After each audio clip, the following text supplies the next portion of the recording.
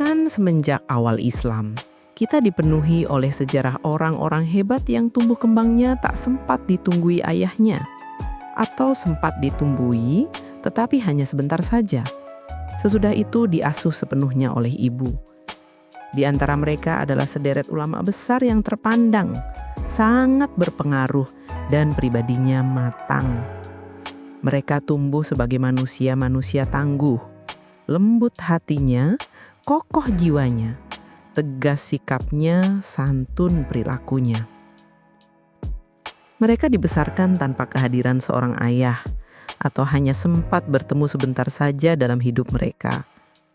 Tetapi ketiadaan ayah atau fatherless tidak menjadikan sosok-sosok mulia itu rapuh jiwanya, lemah pribadinya. Tidak. Bahkan mereka menjadi tokoh yang sangat disegani karena ilmu, amal, dan kemuliaan pribadinya. Sebuah fakta sejarah yang dapat menjadi pelajaran sangat berharga bagi setiap yang mau mengambil faidah darinya. Atau mari kita melangkah lebih jauh. Berabad-abad sebelum Rasulullah Muhammad SAW diutus, kita juga mendapati orang-orang yang kebaikannya melampaui seluruh manusia yang hidup sekarang ini. Dan orang-orang besar itu, sekali lagi, hidup tanpa kehadiran ayahnya di saat ia masih sangat kecil, ketika baligh maupun masa-masa sesudah itu. Saya mengatakan ini bukan berarti ayah tidak penting. Bahkan kedurhakaan orang tua kepada anak menggunakan istilah ukukul aba lil abna, yang sandaran awalnya merujuk kepada ayah. Tetapi bukan berarti seorang perempuan yang ditinggal mati suaminya di saat anaknya masih balita, atau suaminya ghaib, masih hidup tetapi tidak hadir dalam tubuh kembang anak, tidak memiliki hak untuk memiliki anak-anak yang baik, cerdas, bagus imannya, sehat mentalnya, sekaligus menjadi sosok istimewa yang penuh keutamaan. Ketiadaan suami yang menjadi ayah bagi anak-anaknya bukan berarti tertutupnya pintu kesempatan meraih keutamaan. Tumbuh di tengah-tengah keluarga yang lengkap dan utuh memang sangat menyenangkan. Tetapi jangan mengada-ngada, jangan pula menjadikan saudaramu berputus asa. Tak ada yang ingin hidup berpisah dari ayahnya. Tidak pula ada yang menghendaki harus berjauhan dengan ibu kandung yang melahirkannya atau bahkan tak sempat melihatnya sama sekali. Tetapi itu semua bukanlah sebab yang menjadikan jiwa terluka. Tidak, itu semua bukan penyebab lemahnya manusia dan tidak sempurnanya tumbuh kembang. Allah Ta'ala penentu takdir dan sungguh Allah Jalla wa'ala tak pernah zolim kepada hamba-hambanya.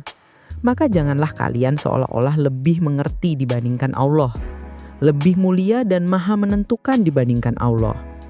Jika ada saudaramu jatuh, tugasmu bukanlah menimpuknya dengan bebatuan. Bukan. Jika engkau tak mampu menolong, maka janganlah engkau menjadikannya berputus asa. Serulah para bapak untuk mengingat kewajibannya kepada anak. Tetapi jangan menjadikan para ibu berputus asa dari rahmat Allah disebabkan kalian memutlakkan apa yang masih berupa kemungkinan.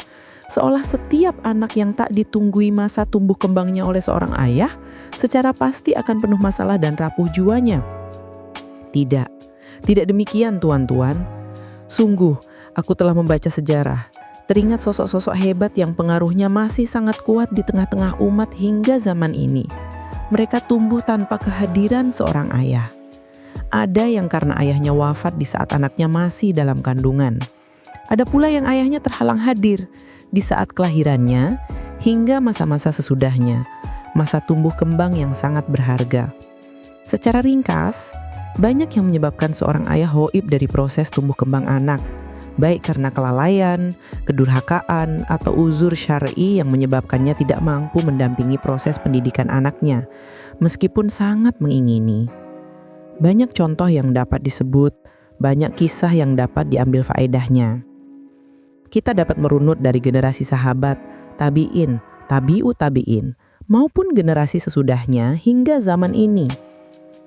Pertama, beragamnya contoh sekaligus banyaknya ibu yang dapat mengantarkan anaknya meraih keutamaan tanpa kehadiran ayah hendaklah menjadi peneguh keyakinan bahwa pertolongan Allah Ta'ala itu dekat. Kedua, Sesudah teguhnya keyakinan bahwa harapan itu masih ada, karena sungguh Allah Azza wa Jalla maha adil dan maha dekat pertolongannya, berikutnya hendaklah kita berusaha mengambil faedah dari prinsip-prinsip yang mengantarkan para ibu tersebut dapat mendidik anaknya, memberi tarbiyah dengan sebaik-baik tarbiyah, meskipun tanpa kehadiran ayah. Inilah yang sangat berharga. Dua hal yang saya sebutkan ini membawa beberapa konsekuensi yang harus diperhatikan oleh setiap ibu tatkala ayah tidak mungkin hadir atau tidak dapat diharapkan kehadirannya dalam tumbuh kembang anak. Pertama, hendaklah seorang ibu menguatkan isti'anah, memohon bertolongan kepada Allah Azza wa Jalla, seraya berusaha mengilmui dengan benar dan lurus tuntunan berkenaan dengan upaya-upaya isti'anah. Jauhkan diri sejauh-jauhnya dari syubhat yang seolah mengajarkan pola pertolongan Allah Ta'ala, tetapi sesungguhnya telah menggeser tawakal kepada Allah semata, beralih kepada sebab dan cara. Kedua, jika kita menelusuri tuntunan agama kita ini, ada yang kita jumpai, yaitu perintah isti'anah memohon pertolongan kepada Allah Jalla wa'ala, mengiringi perintah untuk bersungguh-sungguh dalam berusaha sepenuh kemauan. Karena itu kita perlu berusaha meneguhkan hirs, kesungguhan upaya diiringi keinginan yang kuat dalam mendidik anak, agar dapat meraih yang terbaik, meskipun ayahnya tidak hadir mendampingi tumbuh kembangnya.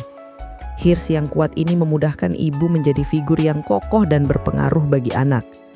Ketiga, meneguhkan tawakal kepada Allah Azza wa Jalla dalam setiap ikhtiar dan upaya, dari semenjak memulai, pertengahannya, hingga akhir usaha maupun sesudahnya. Sesungguhnya tawakal itu berada pada keseluruhan masa, bukan hanya di akhir. Dan tawakal itu ada bersama dengan kesungguhan upaya yang dilandasi ilmu serta isti'anah. Keempat, berbekallah dengan ilmu yang lurus, sahih, dan berada di atas landasan yang benar. Sesungguhnya isti'anah, hirs, tawakal, maupun proses mendidik anak itu sendiri seluruhnya memerlukan ilmu. Dan tidak ada yang Rasulullah Shallallahu Alaihi Wasallam senantiasa memohon tambahan setiap hari, kecuali tambahan ilmu. Maka perhatikanlah dari mana mengambil ilmu dan bagaimana memperolehnya, sebab tidak setiap upaya mencari ilmu akan mendapatkannya. Betapa banyak yang sibuk mencari ilmu tetapi justru semakin jauh dari cahaya ilmu. Tidak terkecuali ilmu dalam mendidik anak. Wallahu a'lam bishawab. Diangkat dari artikel di majalah Hidayatullah karya Muhammad Fauzil Azim, ahli parenting Islam. Semoga bermanfaat. Jangan lupa like, komen, share, dan subscribe bagi yang belum subscribe. Majalah Suara Hidayatullah edisi Desember 2025 hadir membawa semangat keilmuan yang mencerahkan. Dimulai dari laporan khusus, kami mengupas tuntas fenomena bangkitnya gerakan keilmuan di Muhammadiyah. Ribuan kader mudanya kini kembali menekuni kitab Turats dan siap berkiprah di panggung global. Di rubrik figur, simak bincang mendalam bersama Ustadz Fahmi Salim. Beliau membedah dinamika aktual antara Muhammadiyah, perjuangan Hamas, hingga pandangannya tentang isu Salafi. Mundur ke belakang di rubrik Ihwal, kami ajak Anda menelusuri jejak keilmuan Kiai Ahmad Dahlan.